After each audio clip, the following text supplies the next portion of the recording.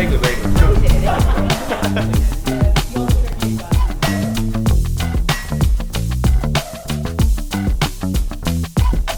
We stay winning because I'm in the studio today with Anvi and Jinsha from the band Hot Milk, who just played Fiery Set. Thank you, mate. Appreciate that. Yeah. I'm so tired. My eyes are like this. So how did it go?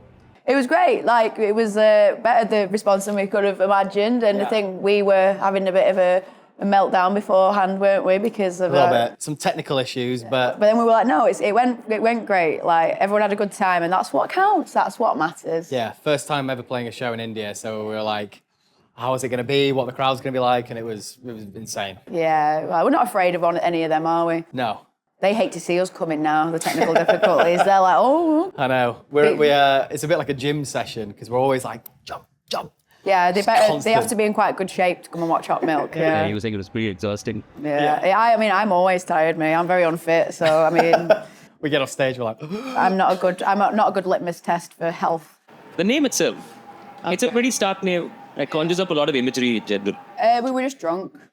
It was at one point it was going to be selfish, which is terrible. This is before we'd thought that the band would do anything. Yeah. And like when you're writing music and you're in your early 20s and you're just calling it something. There was a stage where were we on holiday? I think we were in a pool and we were just shouting names out. Names at each other. I think we'd had a bottle of wine and we wanted something that was a bit of an oxymoron, a bit unsettling, because we can be quite unsettling. And yeah. I don't know, that just... It's a real tough question, because like, what is a name? What is a good name for a band?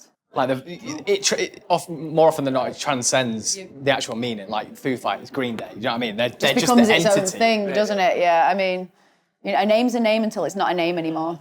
So poignant. Can you remember any more? That was always the one that stuck with me because it was so bad. I can't remember the lyrics, never mind what we were going to call the band 7 years ago. I know, it's a long time ago now. Yeah, I don't know, man. I think sometimes things in the universe just come to you and they get given to you, and Hot Milk was given to us from the...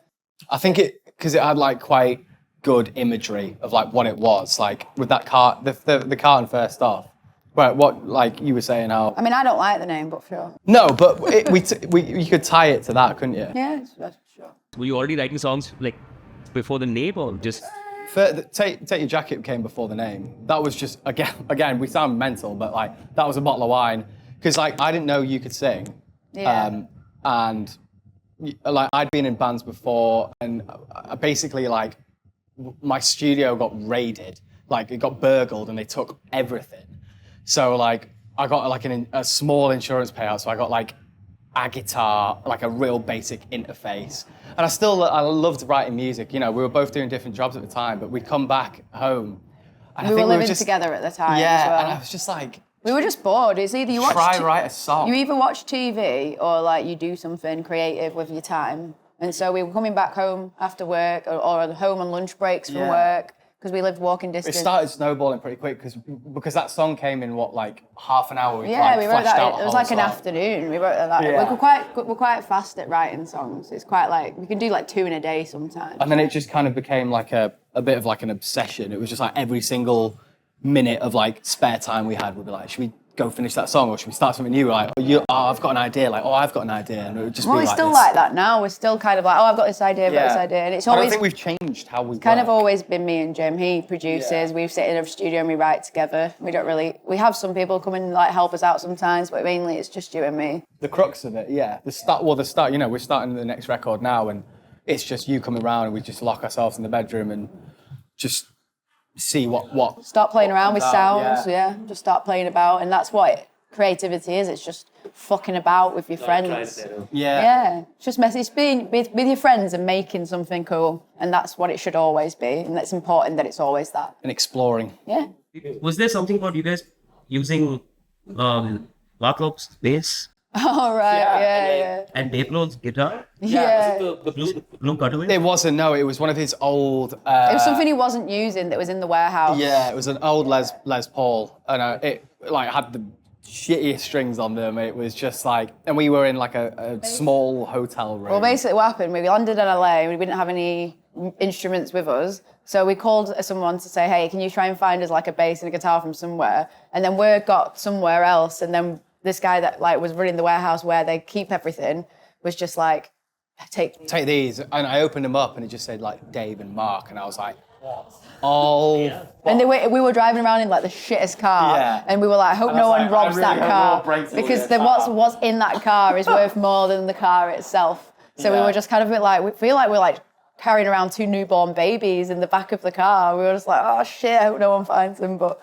I don't know, man. We just wrote it in a hotel room, didn't we? Again, yeah. We were staying in a hotel room in LA, and I think we just went because we wanted to get away from we wanted a fresh scenery, the noise. We just wanted to go somewhere else than like at home, and right in a place that was at the time enticing to us, wasn't it? At the time. Where was home before that? Not home, but like where were you? It was it's Manchester, but in the UK. But it's really.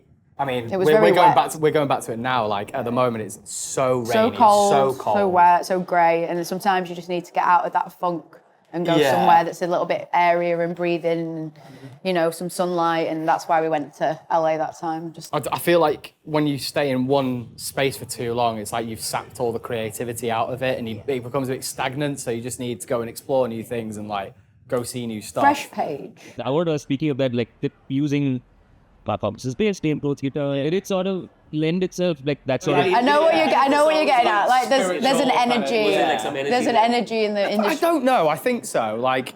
I think all instruments have some energy in them for sure. I'm a big believer in that things are sacred, things that hold certain things in them, and I think hopefully we did those instruments justice. I mean, maybe it wasn't the best things that have ever come out of them, but there is an element of like this guitar or this bass has done something with its life. And now we're adding an extra thing into its life. So I think, we always just try to write the best thing possible, no matter what the instrument. Yeah. You don't need Dave Grohl's guitar or Mark Hoppus's bass to write a good song. Let's just put that out there. That's just what happened at that time. Yeah. Since then, it's like you can use anything in life to make music with. You can, we started learning guitar on the cheapest things ever. Yeah. I think I got given an acoustic guitar at my aunt's attic. Yeah. And it was shit. It was awful. Got a £99 one from the pawn shop.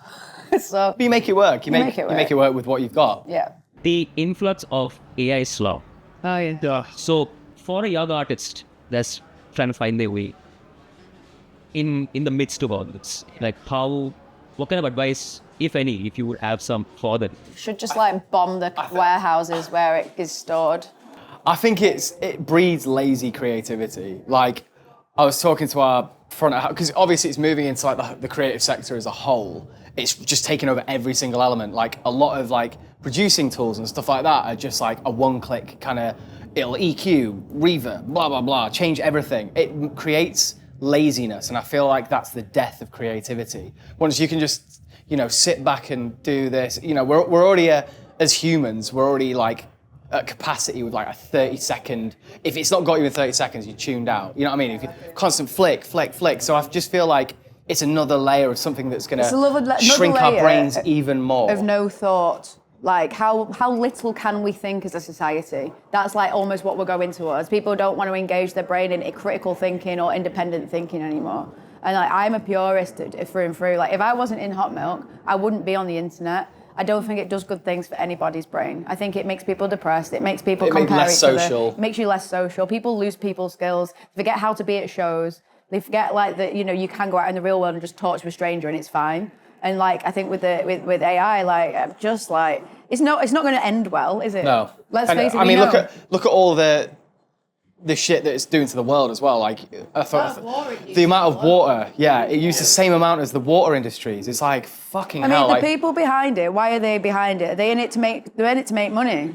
And a lot of people that are certain record labels buying certain AI things to generate money back on itself. It's so short-sighted. It's making a quick buck, but you're going to kill the industry that it's siphoning from. And that's what's most important, is the thing you do in real life with real people, and everything else is just the noise that supports it. I think if you put too much wealth in numbers on the internet, then you've already lost the game. Yeah, I think as well, art's always feeling-based, do you know what I mean? How are you going to get a feeling from something that doesn't even feel? Do you know what I mean? Yeah. Lastly, what plans after this? Are you guys sticking around in India for a bit, or are you guys going back? You said you have to head back. Yeah, we go back tomorrow, don't we? Unfortunately. We're going to go for a lovely last meal tonight with all our mates in our We've crew. had unreal food whilst being Yeah, here. we've had some really good food. So good. Yeah, so have a little meal tonight and then head back to the UK. Then we're home for a week and a half and then we go to Germany. Yeah, we've got a European tour. Yeah. And we're writing a new album. So that's kind of like the next down the Thing, road. put our heads down, get in the game, sort it out.